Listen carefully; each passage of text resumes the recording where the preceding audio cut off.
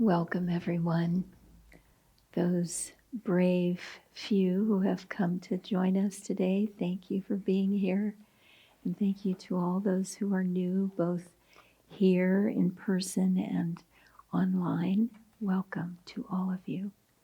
I'm reading from Rays of the One Light, weekly commentaries on the Bible and the Bhagavad Gita, written by Swami Kriyananda and based on the teachings of Paramhansa Yogananda. This week's topic is abiding in God. Truth is one and eternal. Realize oneness with it in your deathless self within. Yogananda often emphasized, more often to his disciples than to the general public, but also to everyone generally, for it was a universal teaching, the importance of attunement.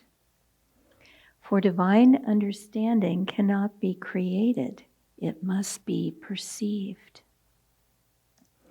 To the disciples, Yogananda spoke of the importance of attunement with the Guru. To others, he urged the importance of at least attuning oneself to higher consciousness. Can an eagle rise without support from the sustaining air? Jesus Christ said in the Gospel of St. John, I am the vine, ye are the branches. He that abideth in me, and I in him, the same bringeth forth much fruit, for without me you can do nothing. If a man abide not in me, he is cast forth as a branch and is withered, and men gather them and cast them into the fire, and they are burned.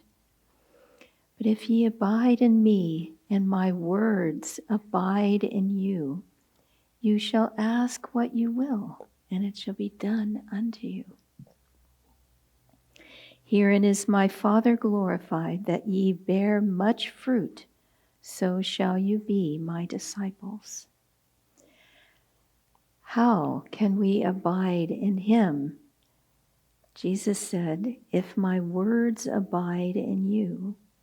By words he meant not only his spoken words, but his vibrations, his consciousness, of which the words are only an expression.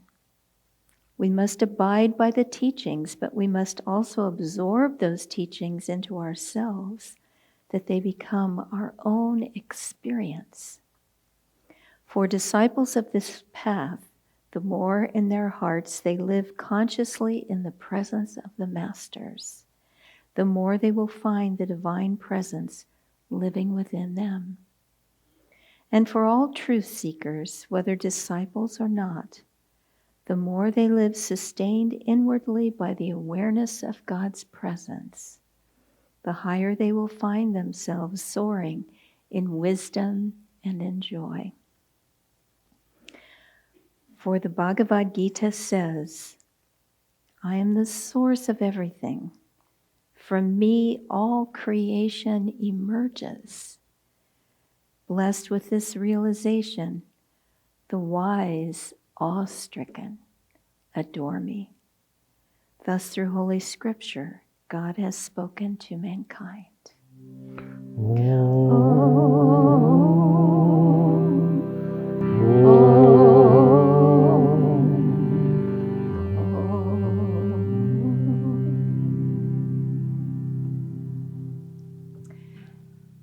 There's a story of St. Francis that helps to illustrate abiding in God. So St. Francis was a beggar. He had been from a very wealthy family, and there was a war between Assisi and the neighboring city of Perugia. And Francis was all decked out in his beautiful clothes and his sword and his helmet and ready for battle. Well, it didn't take long before he was injured and captured.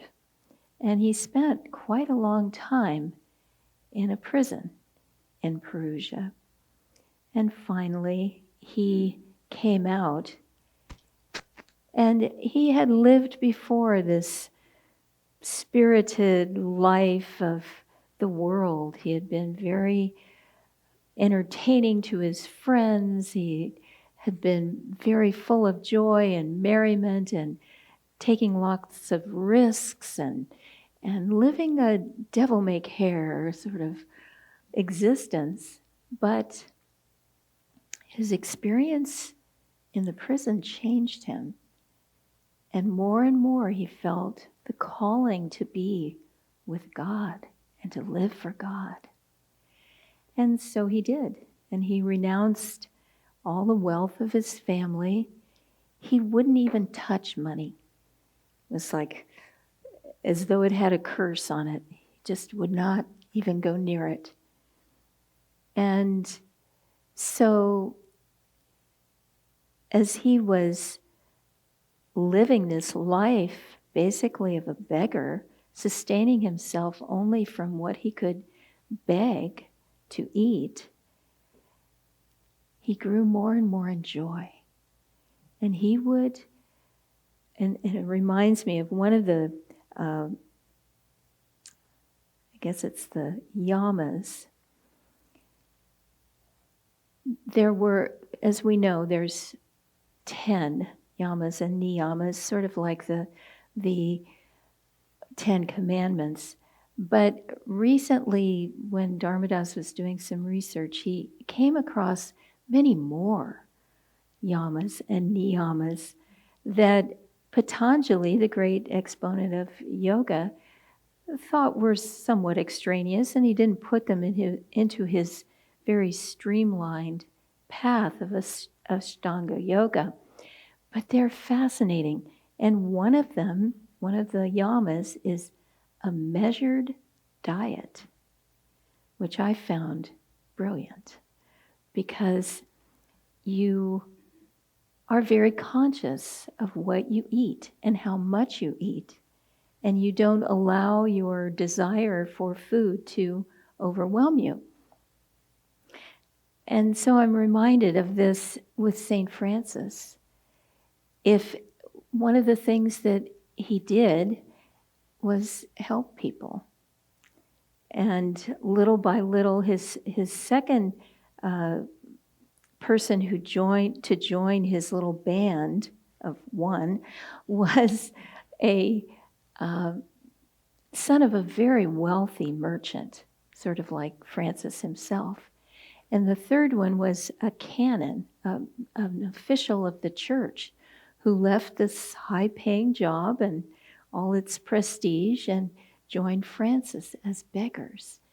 And one of the things that they would do is wander the countryside, and if they saw someone who needed help, an old man trying to till his field, they would say, "Here, rest, Father, and we will till your field and sow it for you." And if someone had any need, they were right there. Well, this endeared them to the poor people. The rich people were very scornful for quite some time still, but the poor people were so grateful and so touched by the magnetism and the joy of these brothers. And they would offer them money. "Thank you for helping me." And Francis would say, "No money." "Well, can we at least feed you?" And I love this answer, the measured diet. They would say, "A piece of bread and a little water, that is enough." I know what I had for breakfast this morning. I don't know about anybody else, but it wasn't just a piece of bread. But that was the kind of sacrifice that they did for God. So one day, Francis was roaming by himself, and he had been spending quite a bit of time reading the Bible.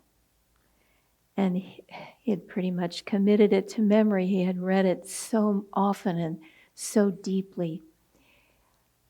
But in his wanderings, he met a poor woman. And this woman obviously didn't look at Francis's clothes very carefully. She didn't notice the threadbare jacket and the bare feet. And she came up to him and said, "Sir, please, can you spare a coin, anything? I have to feed my children and I have nothing that I can give them." And Francis said, "Well, I have no money." She said, "Anything I can sell and buy bread for my children." Well, he had one possession, one only. He had his Bible. And he gave it to the woman. "Here, sell this," he said, "and buy food for your children." And then as he left the woman, he was thinking, "Oh, Lord, I've given away your word. But I know you'll forgive me because I've done it to fulfill your word." And he felt Jesus whispering in his soul, "I have placed my living gospel in your heart. He who loves me and follows me lives my word." And that's what we need to do. We need to love God, to follow him, and to live his word. It's not always so easy. We have to really cooperate with God's grace. We have to open ourselves to God's grace. We can't just sort of lay back and think, "Okay, well, I'm here.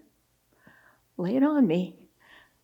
It doesn't happen that way. We have to put out energy. We have to open ourselves. That's why we played this chant this morning. "Door of my heart, open wide I keep for thee." We have to consciously live in the divine presence. And I've had some interesting experiences along this way, this idea. I'm remembering an old Indian story, American Indian story, and the grandfather and his grandson are sitting around the campfire, and the old man says to the boy, "Son, there are 2 wolves that accompany you, and they're always fighting. One is telling you the right thing to do, and one is trying to get you to do evil, to not put out energy." That's not what he said, but that's what it meant. Just drawing you into the negative, and the other is trying to lift you up into the positive. They're always fighting. And the boy said, "Grandfather, which one wins?" And the old man said, "The one that you feed." So we always have to watch. Is our energy going up to embrace positive, loving, divine energy? Or is it sinking down into the mud of delusion? And I had an interesting experience with this many, many years ago. I was living at Ananda Village. I was fairly new on the path, and I was part of a group of singers like we had this morning.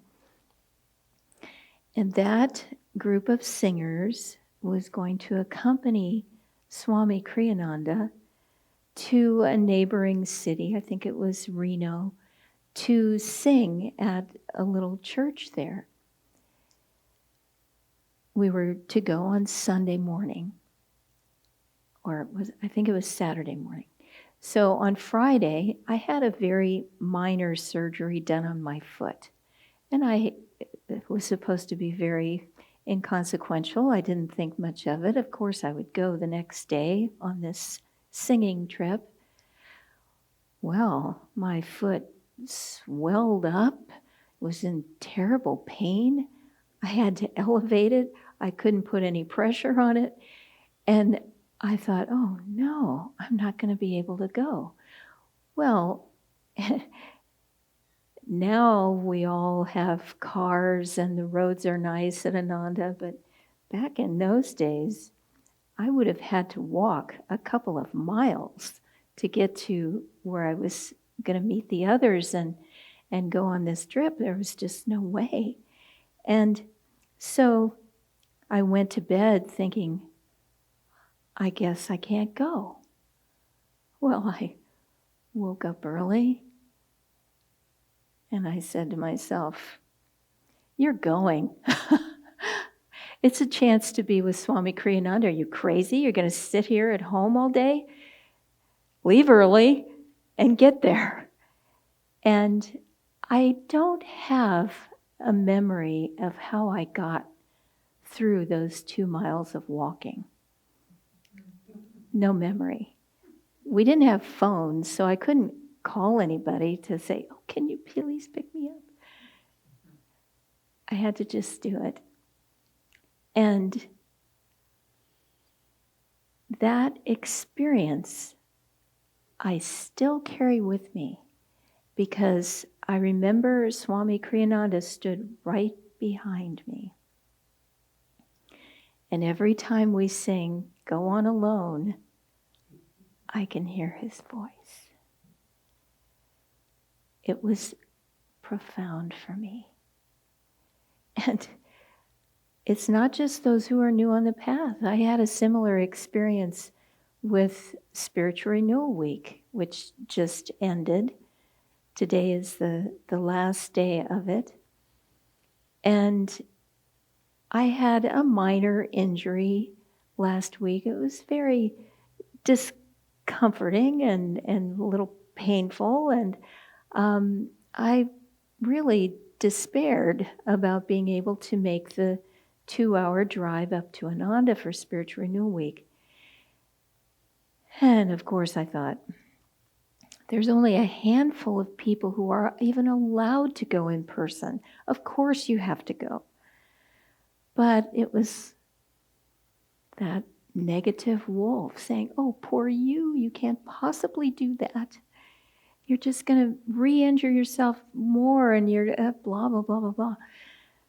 So on Monday I didn't go. Dharmadas went up with his car by himself. And it's true, I had to do some recording work and different things. And all day I was thinking, oh, I can't possibly go. And then in the evening I thought, what are you, crazy? Get yourself together and go up there. So I stayed up late, I packed, didn't get much sleep, I got in the car early. I was sleepy the entire way. I was having to pray so hard to stay on the road and get there in one piece. So there were little steps of tapasya, little steps of difficulty and sacrifice. And then I got there. Thank you, God. And this positive wolf said, see, it's only because you knew your ego would have to change a little bit. You knew on a soul level that you needed to be here because it's transformative. We have to put out the energy to be in this company, to live in the conscious presence of the divine. In that way, we will grow in spirit. We can't be satisfied with negativity, with limitation. We can't allow the body to keep us from doing what we need to do, to find God. And so I urge all of us, myself included, to keep that spirit alive in our hearts, always looking for that which will elevate us.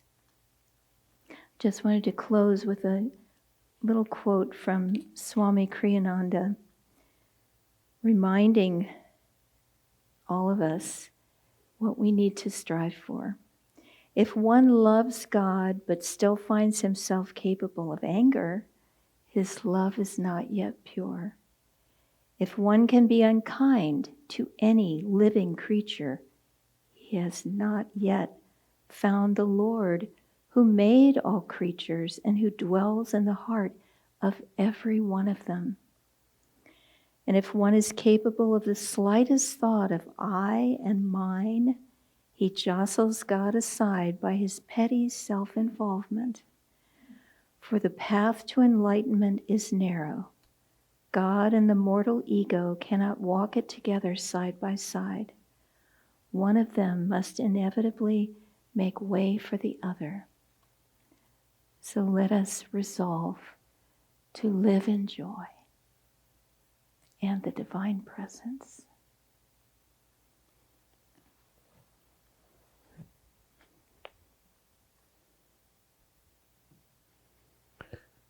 I wanted to read a little passage from Swami Kriyananda's book, Living Wisely, Living Well.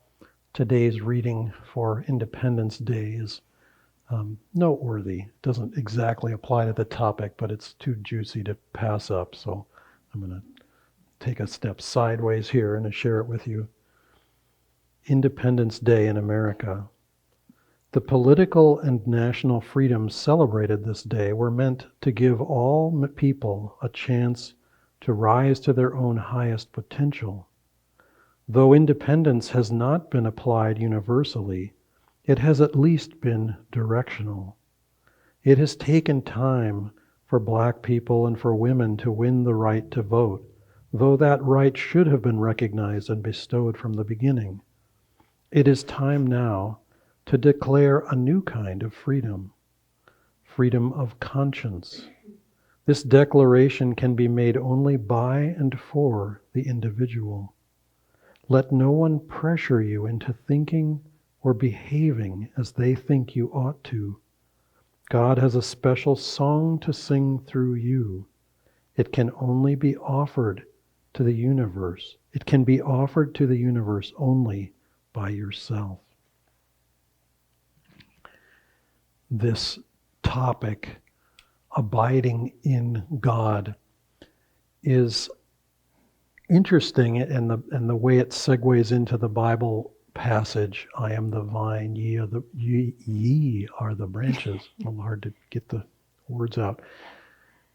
It struck me that we are the vine and the branches.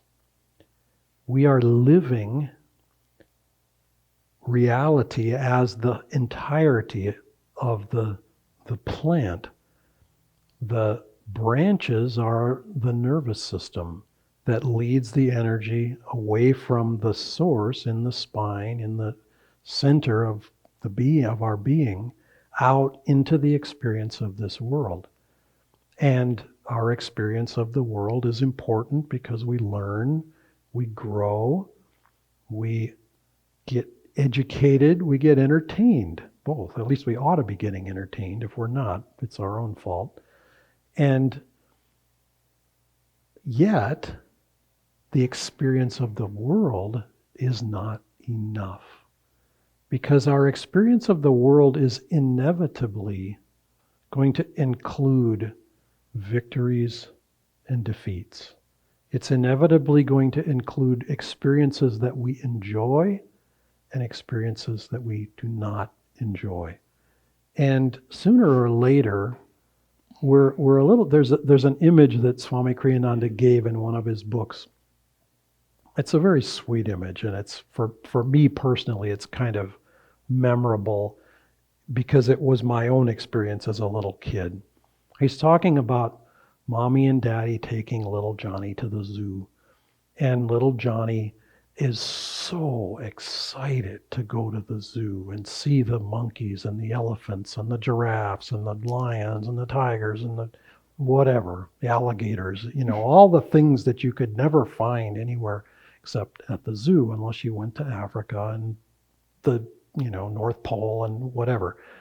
But comes a certain point where little Johnny's had just about as much fun at the zoo as he's capable of having. And it's like, and he's affirming, and mom and dad are, come on, we haven't seen the parrots, the parakeets, whatever. Okay.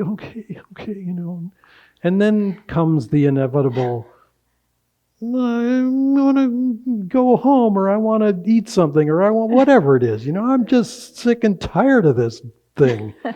And all of us have been little Johnny out playing in the fun. We go out and romp around. We go play the game. And then there comes a time where we just get sick and tired of the game. I don't want to do that anymore. I want to go where I know there's joy. And this topic is about connection, staying connected. And as Nirmala mentioned, it doesn't happen automatically. At least in our awareness of it, it doesn't happen. We are connected, whether we know it or not, whether we like it or not. We are connected to the divine. We can't be anywhere else. Yesterday, in one of the talks at Spiritual Renewal Week, I think it was Padma was talking about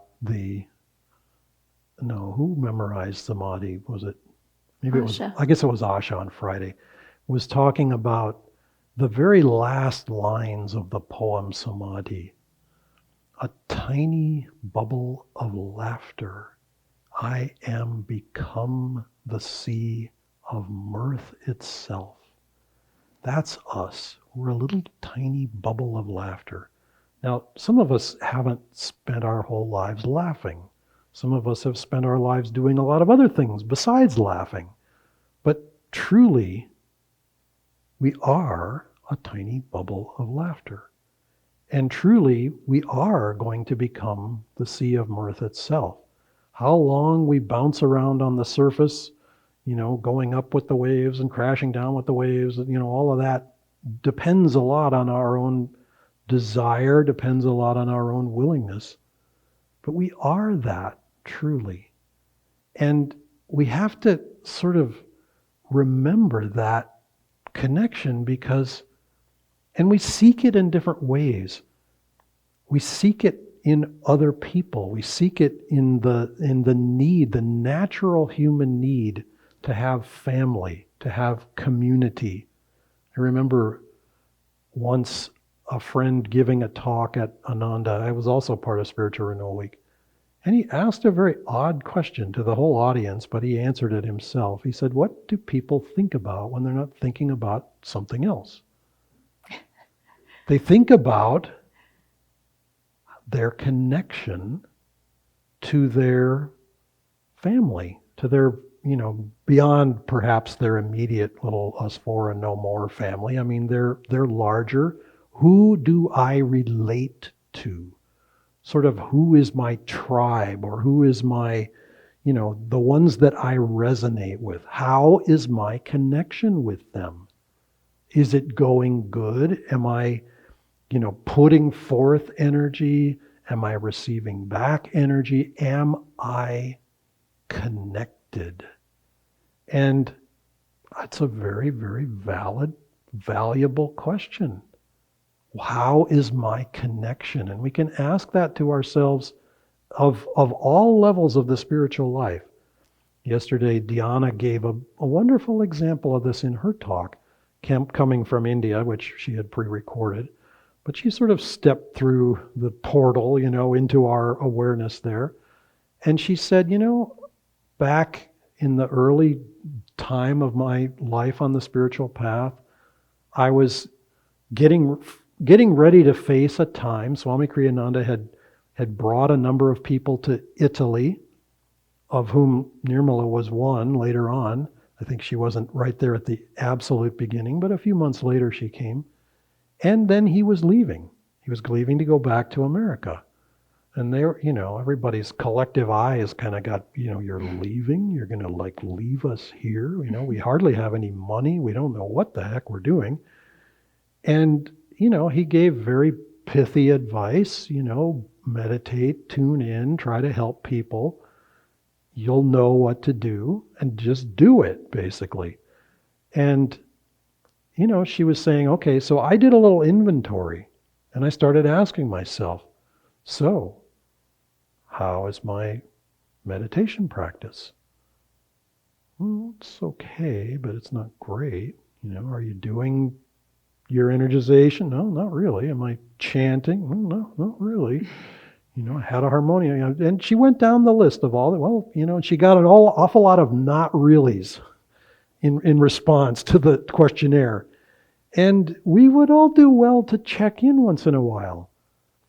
Because that's a way of saying, what is my connection to the divine? What is my connection to the true vine, which is this spine right here? This is the vine that Christ is talking about. It's not, we think, oh yeah, he, him, that guy 2,000 years ago, he's the vine and we're all the branches. Well, that very conveniently places it 2,000 years from where we're sitting right now. No, we don't get away with that. He's right inside here. And if we're not connected to him, we jolly well better get connected to him. Because if we don't, guess what we get to do? We get to suffer. And it's our own blasted fault is the really annoying part of it. We just get to suffer. We get to go through all the knuckle-headed ways that life teaches us. Oh, don't do that, by the way. The hand on the hot stove, that type of thing. Not watching where we're going. One of the topics that went by a few weeks ago, how do devotees fall? Or maybe it was why, I think it was why do devotees fall? And how do devotees fall? They just fall. Why do devotees fall? They're not watching where they're going. That's why. You watch where you're going, you might have a prayer of not falling in the hole or, not tripping on the branch or not, whatever, all the different ways you can fall. And we need to check that connection inwardly. And if it's not going as well as it ought to go, then we need to nurture it, water it, be around people who encourage it and who awaken it in us. I will echo what Nirmala was saying about Spiritual Renewal Week. It was deeply inspiring. In some ways, I don't know why it ought to be surprisingly so. After 40 odd years, you'd think every single time it's been inspiring. But you'd think, oh, well, maybe the 41st or second one, it will again be inspiring. But it was.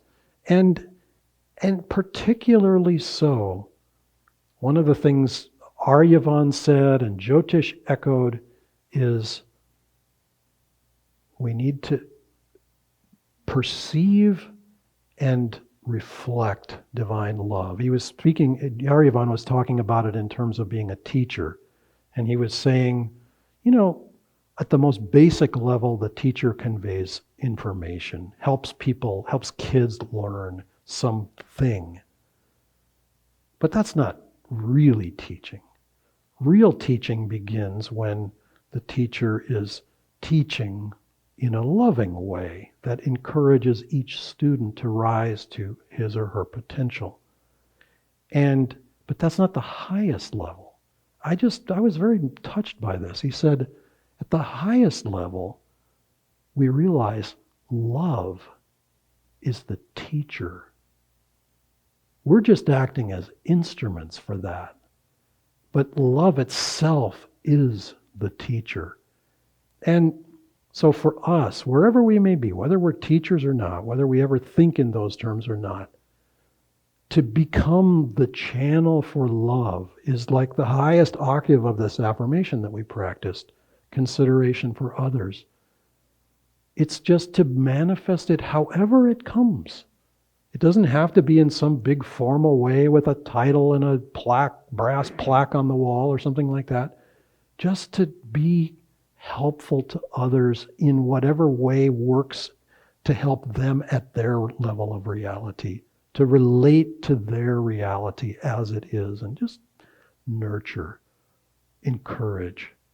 That will help us to stay connected to the divine within.